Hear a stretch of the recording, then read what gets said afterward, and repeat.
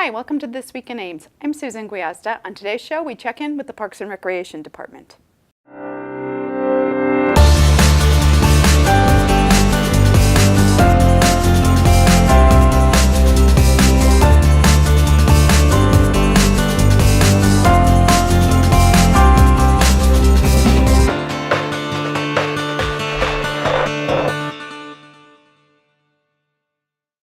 My guest today is Kyle Jacobson with the Parks and Recreation Department. Kyle, welcome to the show. Thanks.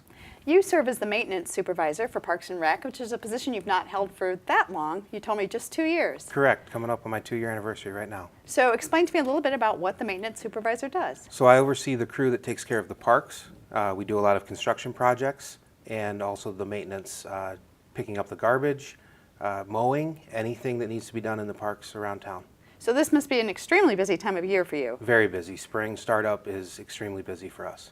Well, I have to say, the parks are looking exceptionally nice this year. We've benefited from a lot of rain. Yes. And the gardens in particular are gorgeous. Yes, they're coming out very nice this year. Can you tell me a little bit about the Adopt a Garden program? Sure. There's about 50 gardens. Holub's Greenhouse donates flowers for us to use. This year we got just over 18,000 flowers for the 50 gardens.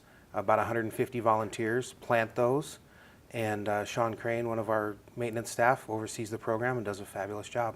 So those gardens are located really sort of up front usually when you get to a park. They sometimes surround a sign, and they're usually marked with a plaque that says both the wonderful donation by Holub's, but also the gardeners who are caring for that? Correct. Our primary focus, every park is at the park sign, but then we will also key areas in certain parks, intersections by streets or other focal points within the park that are appropriate for a bed. We'll put a bed there as well. What I find so amazing about this program is that it's been going on for almost 2 decades. Correct. It's actually our 21st year. And it's always been Holub's that's donated the flowers? Yes, every year. And they're really quite nice. Do you know how the gardeners decide what it's going to look like? Every spring, Sean sends out a letter and everybody signs up. This year there were 139 different flower varieties for the gardeners to pick from. There's a process where some flowers will do better in sun or shade, and that's indicated on there so the gardeners know my garden's shady, so I'd better pick from this side of the list. So there's some selections there, but the gardeners really have a lot of freedom to pick flowers that they want to use in their garden and design it their way. And then Holub's just gives them the flowers? Sean will organize all of those deliveries and coordinate how many of each kind we need and what day we need them. Goes out with the trailer and the truck, picks them up from the greenhouse, delivers them to the bed, and the gardeners take it from there. Now, is every garden planted now? We've got a couple more to finish up this week, and then we'll be done. They really are looking quite nice. I noticed that some of the gardens do have a few annuals in them as well. Absolutely. So it's kind of a nice mix of color and style and variety. Yes. Yep, everything, and we work with the gardeners if they have a request for a future year, if they want to change things around. There's some flexibility and some things we can do to help them really enhance that every year and keep the program growing. So Holub's has been doing this. This is their 21st year. Do you have any gardeners who have been doing it that long? I'd have to look at the list to be sure, but I believe our longest at this point is 12 or 13 years still. Okay, so still a pretty long commitment to a garden. Gardeners tend to take the same bed each year? Correct. The previous gardener that year, they have first right of refusal. So if they're coming back, they can have that bed or they could move if a bed's available. Well, like I said, the flowers look particularly nice this year. They're coming in really nicely.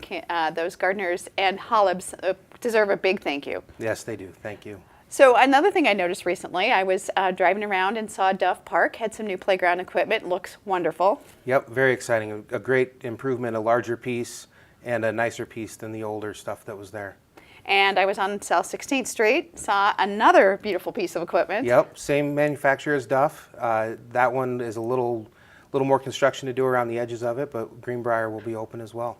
And that is an interesting area because for the longest time, the park was kind of in the middle of nowhere. It was just a trailhead, and a lot of residential structures have come up around that area, sort of across from Vet Med, next to the Ames Christian School. Yep. I remember when I went to school, that was actually a BMX dirt pile and nothing else. So when I came back to town, it was interesting to see that it had become a park, and it's exciting now to be part of developing that park even further. Yeah, another park you mentioned is having some enhancements made, Roosevelt Park. Roosevelt was a big project last fall. A lot of the work was completed, but we've got a few things this spring that we're finishing up, and hopefully done this week. If not the first part of next week, that park will be completely finished. And that has some great amenities, a really nice playground structure as well as like an amphitheater. The shelter is kind of styled after an amphitheater, very, very nice. They just put some brick columns that were actually salvaged from the old school building next door. That brick is now in the columns of the shelter, so it kind of ties in to the old school, and it turned out beautiful. And you mentioned they're going to have an art piece there too? Yep, we'll have one of the community art pieces will be located in that park as well. That's fabulous. Any other improvements or projects ahead? Wrapping up sand volleyball at Innis Grove, hopefully this summer also, and then back to routine maintenance and just keep all the shelters in the parks in great shape. Well, and just to keep up with the grass just takes a lot of time. Mowing takes a lot of time. Well, Kyle, I won't keep you because I know you've got a lot of work to do. Thank you so much for stopping by. My pleasure. Again, if you want to see all the latest and greatest about what's happening at the City of Ames, don't forget that information is on our website at cityofames.org. You can look at the calendar or check out our news section. Also remember, this is the season of construction, so don't forget some large construction projects are coming up.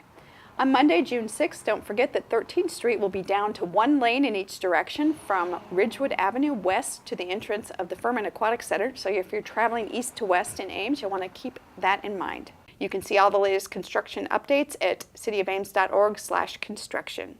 Well, that's our show for today. Thanks for watching, and tune in next week for This Week in Ames.